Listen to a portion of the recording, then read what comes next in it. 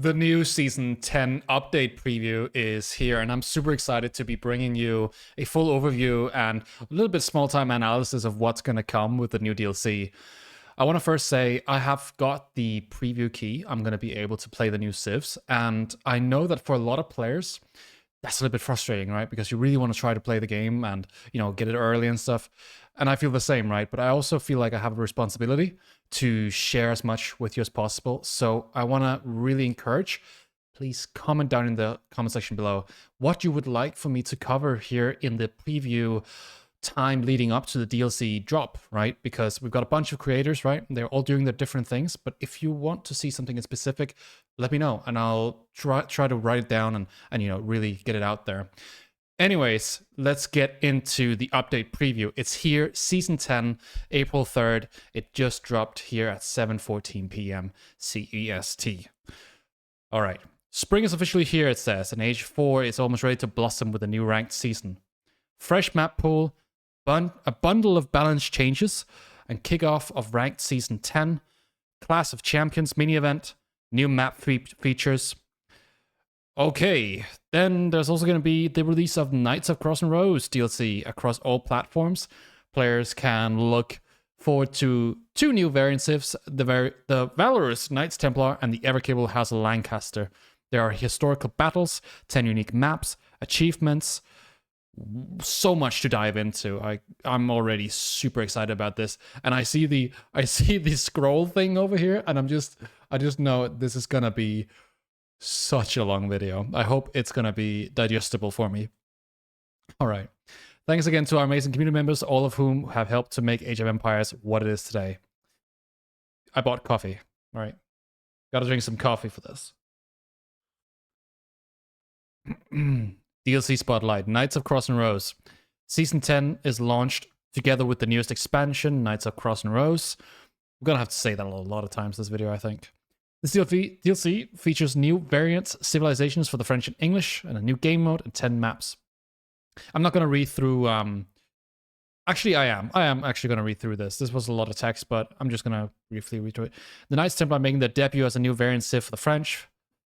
They protect their pilgrims on the way to the Holy Land, and the Templars became renowned for their financial sophistication and defensive fortresses in Levant. I don't know if I pronounced that correctly.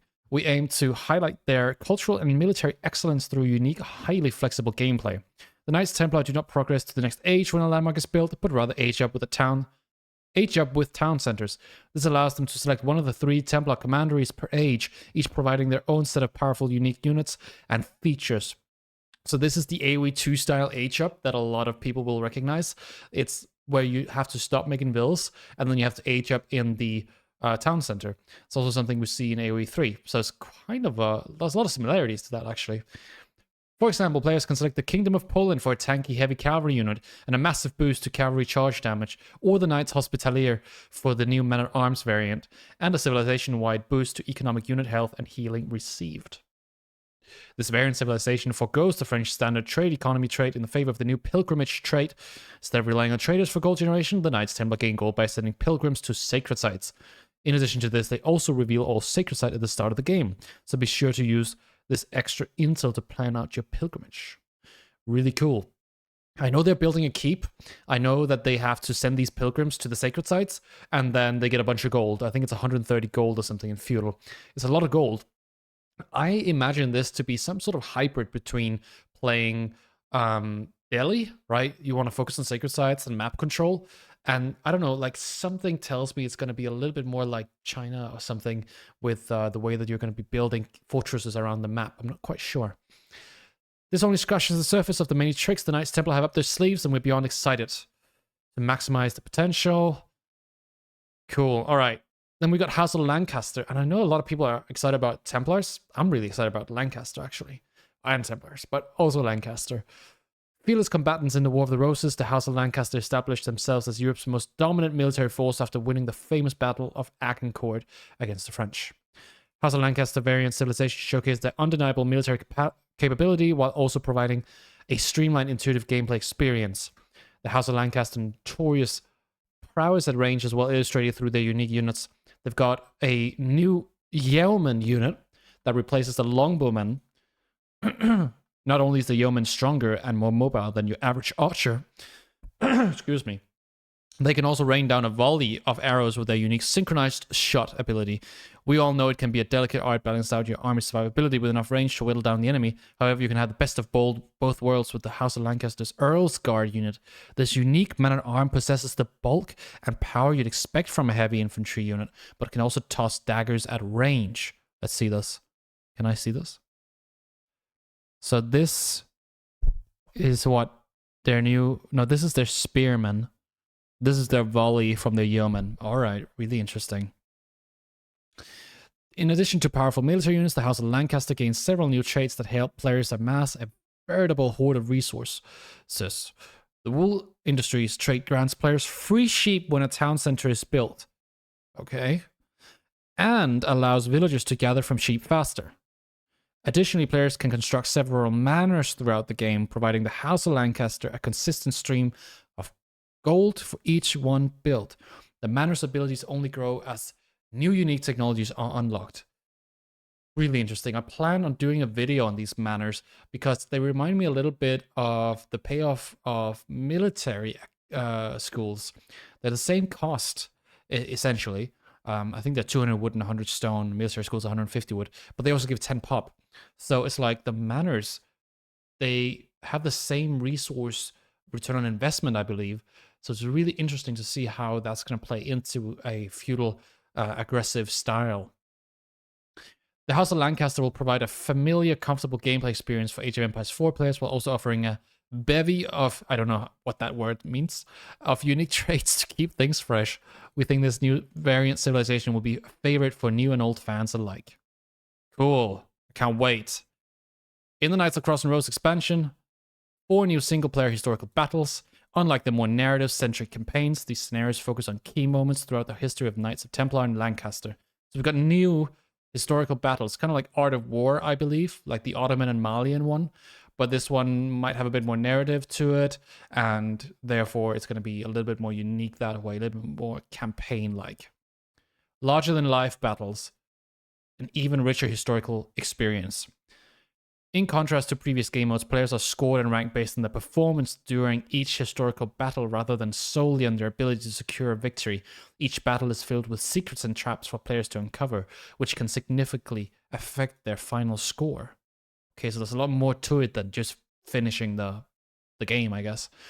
You got so much extra side quests to do. Players can explore the intricacies of each map and use the discoveries to improve future playthroughs. Historical battles are designed to be more than a one-time experience. We want players to feel compelled to attempt them time and time again. Nice. Can't wait. Historical battles are going to be so fun, and I love that they're finally doing something about single-player content. We really needed that.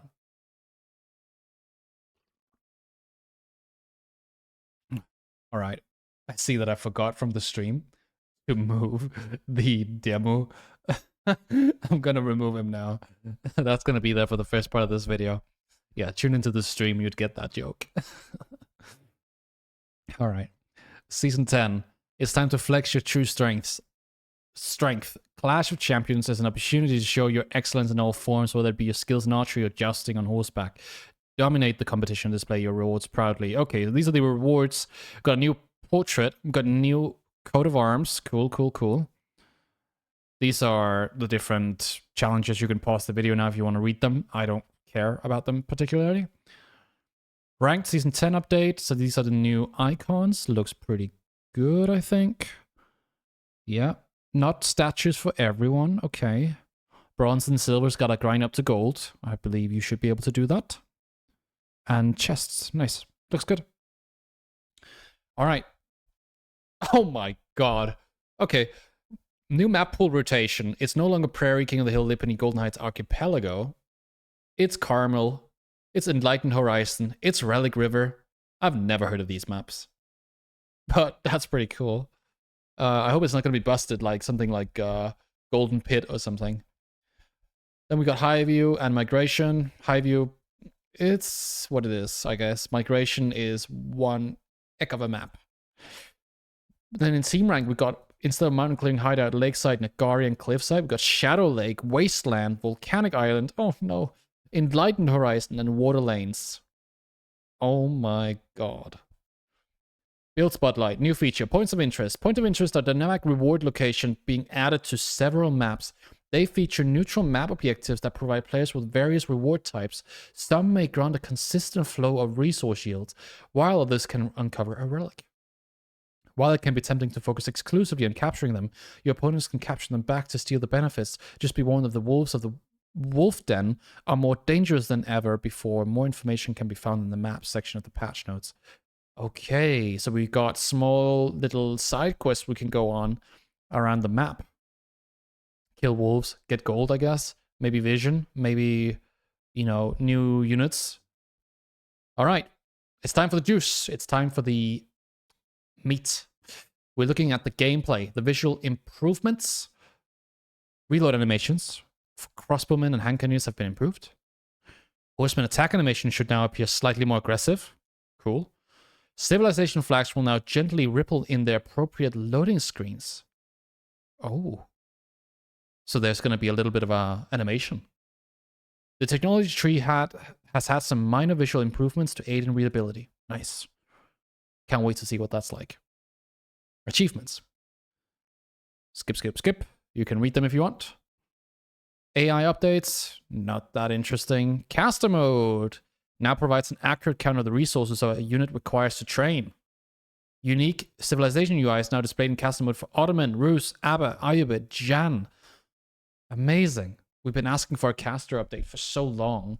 Finally getting one is sorely needed. Fix the bug where Ayyubid House of Wisdom Wing's construction progress would not display. It would never display, as far as I remember. Fix the bug where unique Japanese technologies were not tracked in caster mode. Sultan's Elite Tower Elephant no longer counts 3 units per elephant in caster mode. Cool. Look, I am personally, you know, acquainted with one of the people that run most of the observation for Age of Empires 4 events. Cal, the producer of, you know, the Garrison. He is also he was producer for a SteelSeries event. He did, you know, all of this, and he basically had like multiple instances of AoE 4 running so that he could have all of the different things coming in. He coded it all by himself. Now getting this fixed here, he's going to be out of work. But it's really good to see this. I'm happy to see that we can finally watch games and actually get the displayed info we need. UX and UI and menus. Set automatic drop-off target ability will now appear on the Xbox. Good. Update to rank lobbies. In the pre-game lobby for ranked matches, the opponent's displayed rank will be set to the unknown rank badge. It will no longer be possible to click on an opponent's profile in the pre-game lobby, and both the player display and lobby chat will display the opponent name as a ranked opponent. Yes! I have been waiting for this for so long. This is literally everything we needed for grinding ladder. I don't know. I have 6-minute queues every single time I play this game. I played this game for like 6,000 hours, and I have to wait in queue for 5 minutes, 6 minutes every single time I play, unless Wham, Demo, or anyone like that is online. I'll get them instantly. I get dodged all the time. Sometimes I have 7, 8-minute queues. This is fixing it. This is what AOM did, Age of Mythology.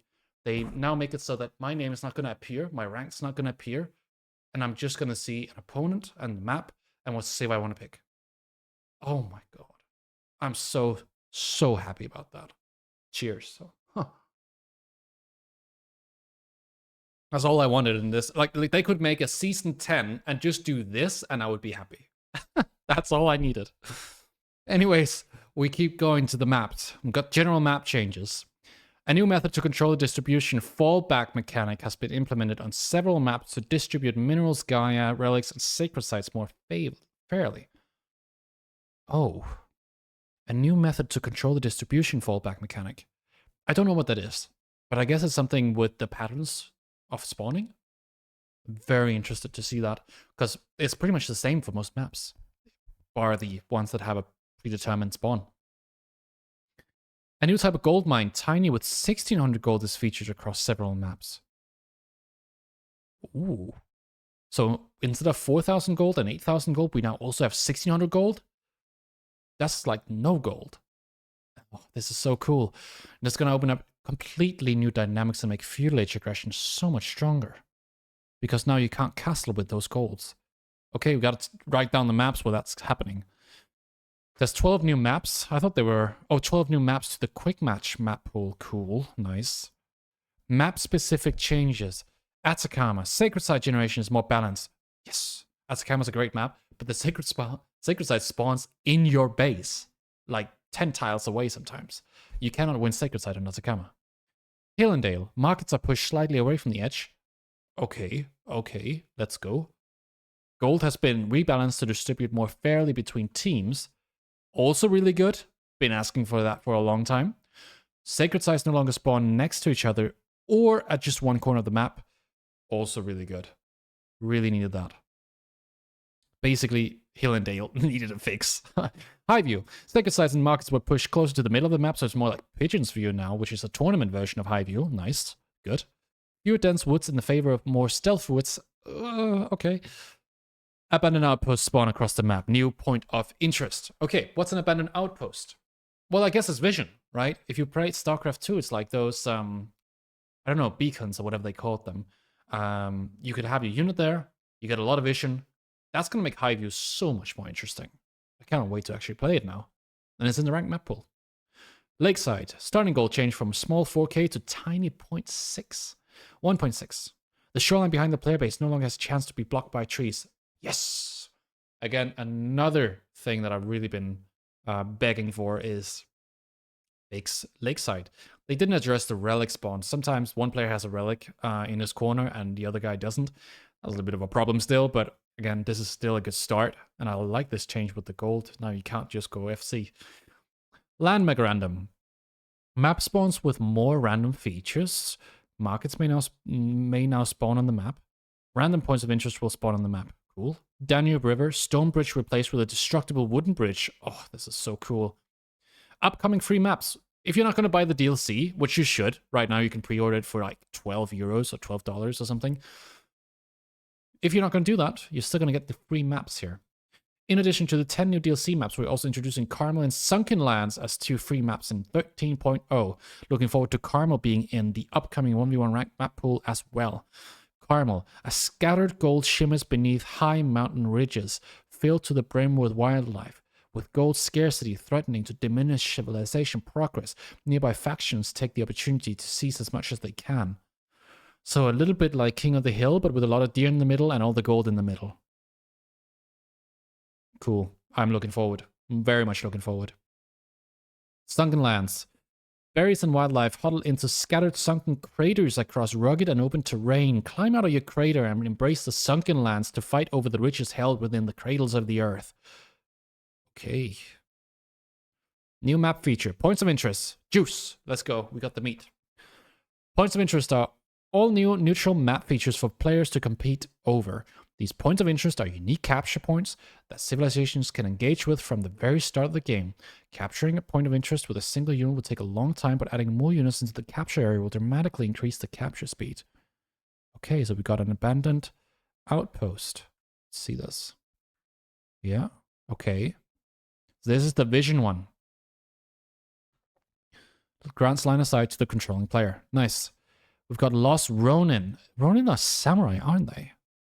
The controlling player can hire Ronin. One new Ronin becomes available every 2 minutes, becomes stronger as the player advances in age, costs 100 gold to hire Ronin, starts adding Ronin charges after 5 minutes game time. After 5 minutes, you can get these. Man, these look so cool.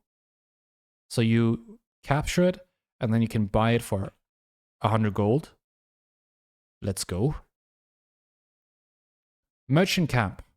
Oh, I didn't want to skip that much. Spoiler alert. Oh my god, there's so many. Points of interest. Merchant Camp. The controlling player receives a trickle of resources, granted 15 wood, 15 food, and 15 gold per minute. So if we say villagers gather 40 per minute, then this is a little bit more than one villager. That's good. It's not bad, but it's also not insignificant. If you capture this and you hold it for 3 minutes, a little bit more than 3 minutes, you have enough for your arrow slits. It could be a viable strat to Dark Age Rush, build a tower, capture this, and then you don't need to gather gold or stone for the upgrade. Then you can follow with Fuel Aggression or something behind it. Cool. That was just off the top of my head. I thought that was a pretty cool idea. All right, Forgotten Ruin. The controlling player may garrison a villager to excavate. Grants 60 stone per minute while excavating. After 6 minutes of uninterrupted excavation, a relic is unearthed and the ruin is exhausted. Oh my god. That is so cool. So 60 stone per minute. And you put a villager inside, so you have a risk. 6 minutes of uninterrupted excavation, you get a relic. So you get a permanent villager after that. 2 villagers, actually, and then with tithe barns, it's more, right? Wolf Den.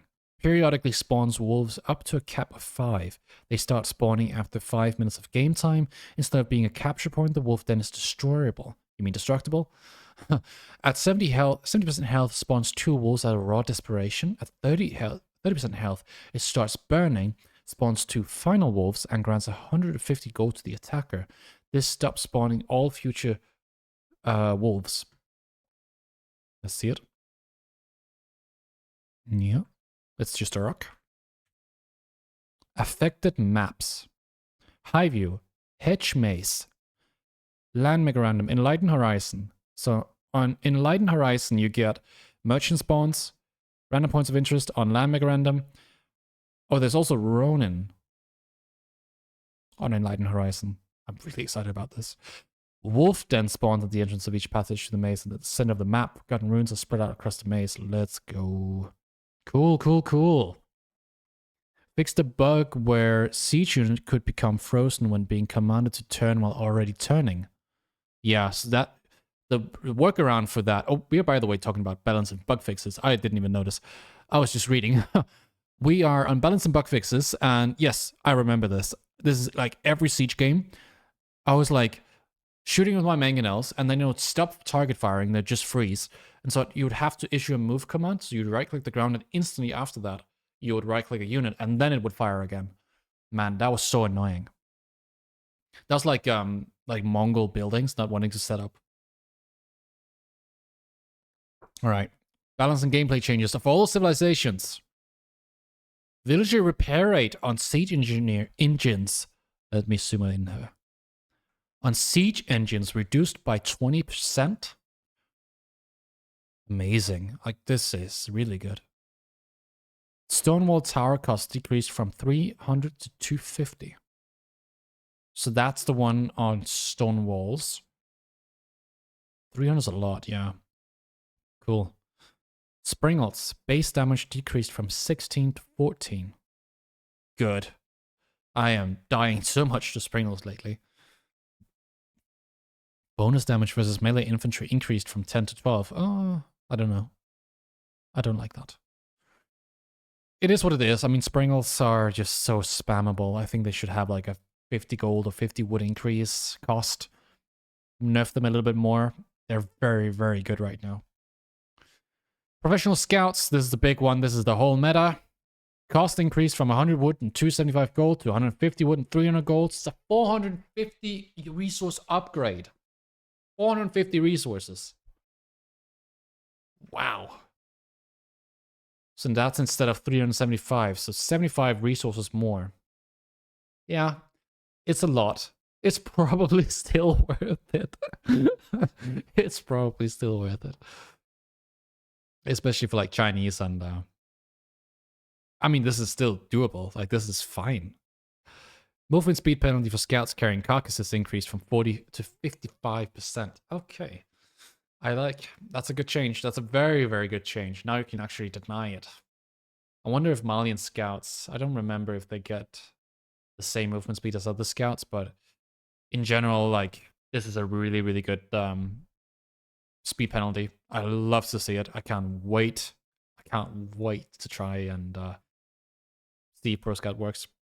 Town Centers can now see into Stealth Forest. That's a new one. And a pretty big one, too. I wonder if Keeps can as well. Probably not. Empire Wars. All civilizations starting economy reduced by approximately 3 bills. Naval updates. Ships now have access to the following formations. Line, column, and staggered. Oh, wow. This is so cool. I love naval combat, so this is amazing. So line formations. That's good. That's really good. That's really, really good. That's gonna make it so much easier as well to dodge with like demos and stuff. And, oh my god, you can pull your demos through boats by doing staggered formation. Nice. Very good. Now it's time for the civilization-specific changes. Abbasid. The Abbasids now have a Golden Age UI widget above the resource panel. This widget displays the current age and the progress towards the next one. Hovering the widget displays the Golden Age information, and clicking the widget will select the House of Wisdom. That's amazing. That's so cool. I didn't know I needed it, but I feel like I need it. Alright, Trader replaced with Trade Caravan. Rides a camel. Has camel unease aura. Health reduced from 90 to 60. Speed increased from 1 to 156. Resource. Wow. That's a huge buff to trade for Abbasid. This is like so big. So the camels are weaker, but they do... I guess they still don't take bonus damage, but they must be super good when it comes to dealing with cav raids. Oh my god. Abbasid is the new Mongol. Speed increased. That's huge. 1 to 1.56. I mean, that's 56% more movement speed. Wow. This is to compensate resource per minute income reduced by 12% compared to a normal trader. Okay, I guess that's a lot. That's still a lot. Yeah. This is to compensate, the developer says, this is to compensate for the increased speed, which increased the flow of gold and survivability of the traders. Yeah, it's a cool mechanic now. Yeah, but I don't know if it's going to be worse or better. We'll have to wait for Corvinus to do the maths. Fix an issue where the passive mass heal ability was always shown for dervishes. Why is that under Abbasid? This is an IBIT change. Whatever. I'm going to pour a little bit of coffee here. Don't mind me. And process what I just read. So much info. Thanks for waiting. Byzantines. Byzantine Stonewall Tower mangonel emplacement damage reduced from 8 to 7. I don't see it much, but I guess. Cistern cost no longer scales depending on the number of cisterns constructed and now cost 125 stone. So instead of having cisterns that cost 250 stone at level 5, now you can have your first cistern is also going to cost 125. You don't start with a cistern anymore. That's a huge nerf. So you get your first cistern in Second Age, or you have to gather stone in the Dark Age. Oh my god. That's going to slow Byzantines down tremendously. Oh god, I'm seeing all this oil change. You ready for an oil change? Because it's coming. The oil cost of all mercenaries available from neutral trade posts have been reduced. 40 oil less for Musafadi, 40 oil less for camel archers, 30 oil less for Sipahi, 40 oil less for Arabs, 40 oil less for Shuganu. What is that? 70 oil less for war elephants. Oh, that's a lot. That's a huge buff. Royal Knights cost 20 less, so that's okay. Horse Archer cost 30 less. Mangodai cost, what is that? 45 less. Desert Raider costs 45 less. I don't know what to think. Because I usually don't see this much. But this could be really, really huge. Byzantines will play a lot different now. I like that they're changing the idea of Byzantines to be less about powerful farm economy and more about map, getting out there, putting your mercenary house down at a trade post. That seems to be the idea of this patch so far, that people have to play the map more with these points of interest. And now looking at Abbasid, now having to trade, right? Really good trade civ now, apparently. We don't know, but maybe. And the cisterns being reduced for Byzantines. I mean, you're now going to have a very different economy, and you're incentivized, or encouraged, I should say, to use trade post more. I don't know what to think. I like it. I like it. This is going to be a lot more active of a game than what we've been used to. No more passive in the base. Whoa, this is... I'm not ready. I'm not ready. I'm not ready. Chinese. Nesta Bees. I need this change. Health reduced to 120 from 30. Number of projectiles reduced from 8 to 7. Projectiles granted from additional barrel technology increased from 2 to 3. So, that's not enough. They need to reduce the range. It's the range that's the problem for Nesta Bees. The Nesta Bees need their range reduced because it's too hard to get close to them, as with any siege units right now, because we don't have anti-siege really. That's sort of divided between a bunch of different trash units. I don't know. This is I need more. I need a range reduction of like one tile or half a tile. It's good to see the health reduced and the power creep is less. So in Castle Age, they're weaker. Great Wall Gatehouse now adorned with 2 emplaced Nesta Bees instead of its default weapon. So now it has 2 Nesta Bees visually, I would expect.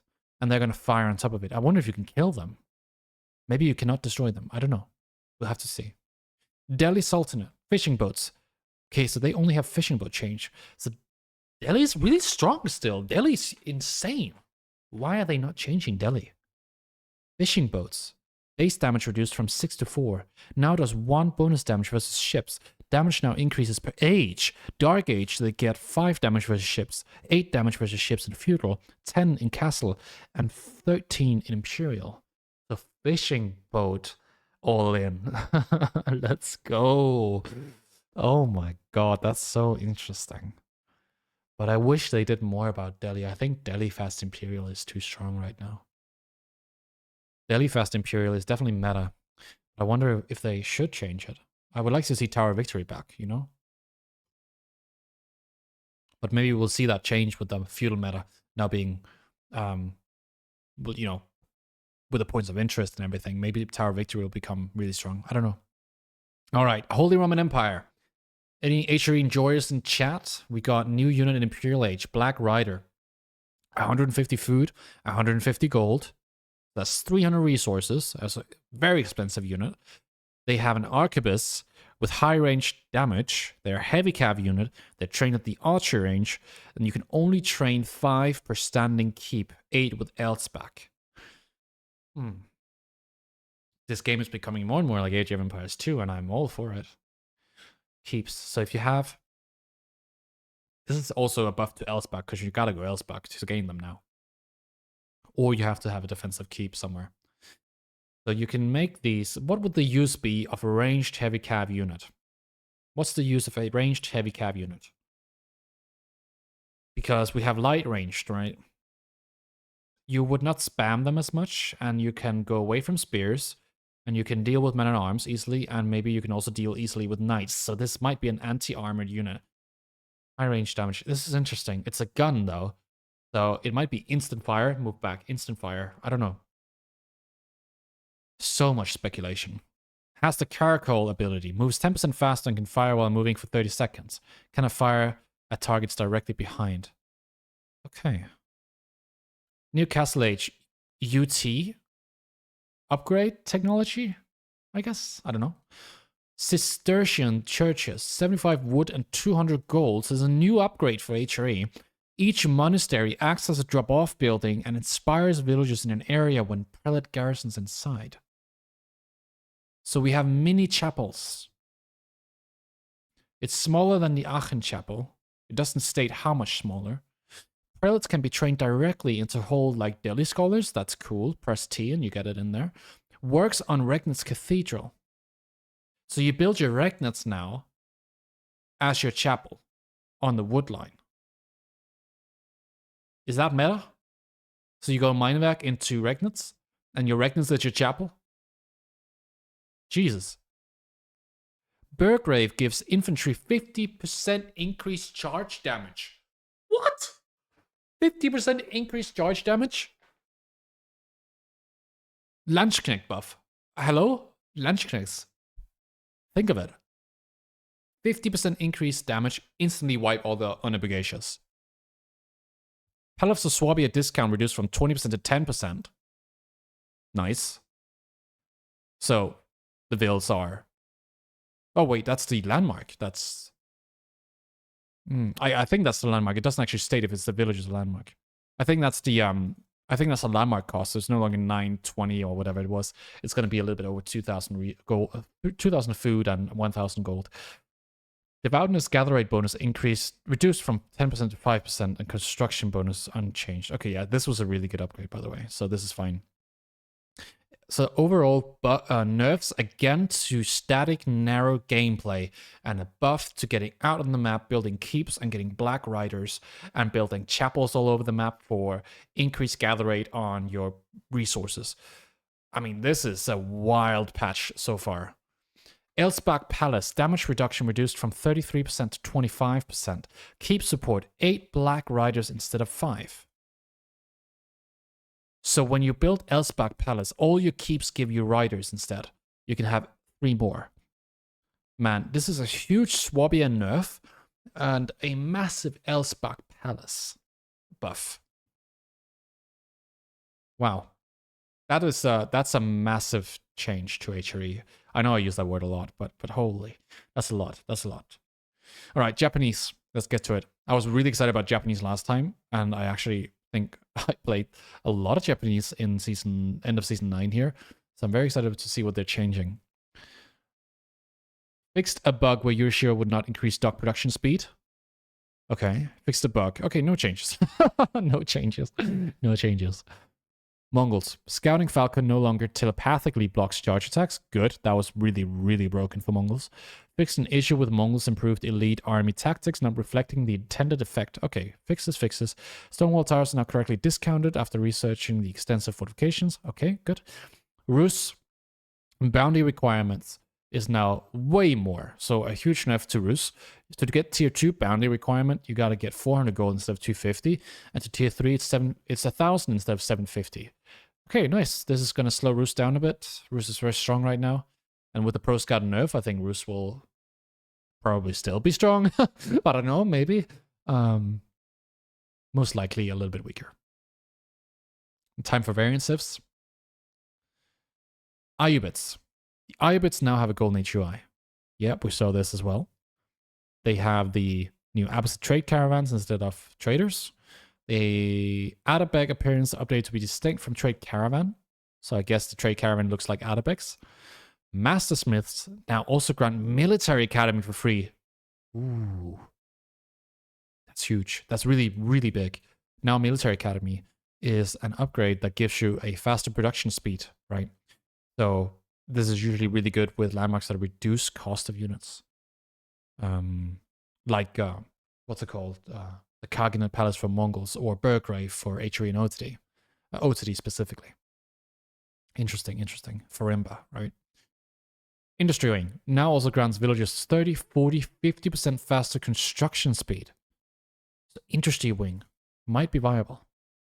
Fixed an issue where the villagers' gather rate increase from economic wing growth would affect all villagers, including enemies. Huh. I didn't know that. Fixed an issue where economic growth gather rate enhancement did not apply to newly produced villagers. Okay. Interesting. Those bugs there I didn't know about. Order of the Dragon. Palace of Swabia discount reduced from 20 to 10%. So are they not getting all of the changes? Hold on. What did it say? Only to variant civs. They share many of the changes made to their parent civilizations listed above. It doesn't say that they're then gonna also have all of the Black Riders and stuff for Order of the Dragon. I would assume not then. Shushi's Legacy now has access to additional barrels technology in the Imperial Age. Nestor Beast, health reduced from 130 to 120, projectiles reduced, and the additional barrels buffed. That's the patch. Yep. Coming up, Season 10, Knights of Cross and Rose. Disclaimer, subject list is to change. The list is subject to change and should not be considered a comprehensive list. Okay, yo, what just happened? This is a massive patch. Oh my god. If you guys have questions, I know I have a lot of questions myself. If you guys have questions, if you have thoughts about this patch, points of interest, the changes to Civs, the new maps, the 2 new Civs, the caster mode changes, the AI updates we didn't read, visual improvements, the historical battles, the new season. It's a good time to be an Age of Empires 4 gamer, I will say that much. Thank you all so much for watching. Let me know if you have questions, thoughts, anything in the comment section. Remember to like and subscribe. And yeah, I'm going to be bringing out a lot of content. Remember, I said it in the beginning of this video. Let me know as well if you're interested in a specific type of content for this preview. I'm really looking forward to bringing out the best videos for you guys. So thank you so much. I'll see you guys in the next one. Hopefully covering new Civs.